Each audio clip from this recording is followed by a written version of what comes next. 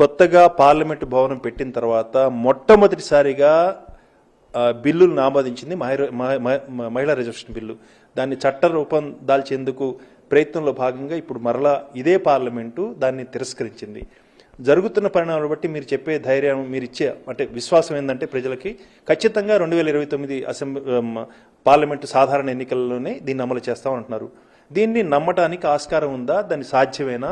ఆ సమయం ఉందా? జనాభా లెక్కలు, కులగణన ఇవన్నీ పూర్తయి ఓబీసీల యొక్క వాళ్ళకు కూడా రిజర్వేషన్ కల్పించేందుకు కూడా మీరు దాన్ని కూడా ఆ ప్రపోజల్ను కూడా పెట్టి చేసేందుకు ఏమైనా అవకాశం ఉందంటారా? ఇప్పుడు జనగణన, కులగణన ఈ రెండు అంశాలకి టైం పడుతుంది. ఎన్నికలకి ఎంతకాలం ముందు, మళ్ళీ మీరు సార్వత్రిక ఎన్నికల కంటే ముందు పెట్టినామనుకోండి 2.5 సంవత్సరాల తర్వాత, 29 ఎన్నికలు వస్తున్నాయి కాబట్టి పెట్టిండ్రని మళ్ళీ ఆ రోజు కూడా ప్రతిపక్షాలు ఇట్లా కావాలని కదా అడుగుతుంది. అందుకనే మేము ఏమంటున్నామన్నా దానికి టైం కన్జ్యూమ్ అవుతుంది కాబట్టి ఇప్పుడు ఇది చేద్దాం, సవరణ చేద్దాం.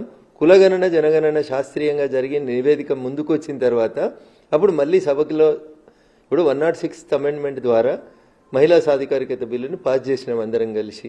ఇప్పుడు 131 అమెండ్మెంట్కి ఈ రోజు పార్లమెంట్లో 2/3 మెజార్టీ లేదని పక్కన పెట్టాల్సి వచ్చింది. 106 నుంచి 131 వరకు మధ్యలో 25 అమెండ్మెంట్స్ జరిగినాయి కాన్స్టిట్యూషన్కి.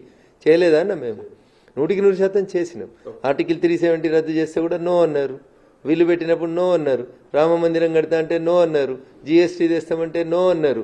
ఏది చేస్తామన్నా మోడీ గారు ఎస్ అంటే మేము నో అనాలనేటువంటి ఫిలాసఫీతో పోవడం అనేది బాధాకరమైనటువంటి విషయం. అది పోయి ప్రతి ఇంట్లో మాతృమూర్తి ఉంటుంది, ప్రతి ఇంట్లో ఒక చెల్లె ఉంటుంది. జనాభాలో సగం ఉన్నటువంటి మహిళలకి 33% తీసుకొస్తామని ఆ రోజు బిల్లుకు మీరే 106th అమెండ్మెంట్కి మీరే సపోర్ట్ చేసి ఈరోజు 131 అమెండ్మెంట్ని ఎందుకు వ్యతిరేకిస్తున్నారన్న దగ్గర కారణం చెప్పకుండా ప్రతిపక్షాలు సెల్ఫ్ గోల్ కొట్టుకున్నాయి. వాళ్ళు ఇప్పటికైనా వాళ్ళ మనసు మారాలని, లేకపోతే వాళ్ళ పార్టీలకు సంబంధించి రేపటి మహిళా లోకం వాళ్ళ మీద తిరుగుబాటు చేస్తుందని ఇంకో నెలకో 6 నెలలకో మళ్ళీ మేము ఈ బిల్లుని ఖచ్చితంగా సవరించి తీసుకొచ్చేటువంటి ఈ బిల్లుని 100% ఆమోదింపజేసుకుంటాం అనేటువంటి విశ్వాసం నరేంద్ర మోడీ గారి పట్ల ఈ దేశ ప్రజలకు ఉంది.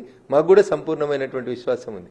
ఒక అడుగు వెనకేసినంత మాత్రాన సింహం యుద్ధంలోంచి బయటికి పోయినట్టు కాదు. సింహం తన వేటను కొనసాగిస్తుంది. యుద్ధంలో గెలిచేంత వరదాకా మా పోరాటం కొనసాగుతుంది. ఓకే, మొత్తానికి రఘునందనరావు చెప్పిన దాన్ని బట్టి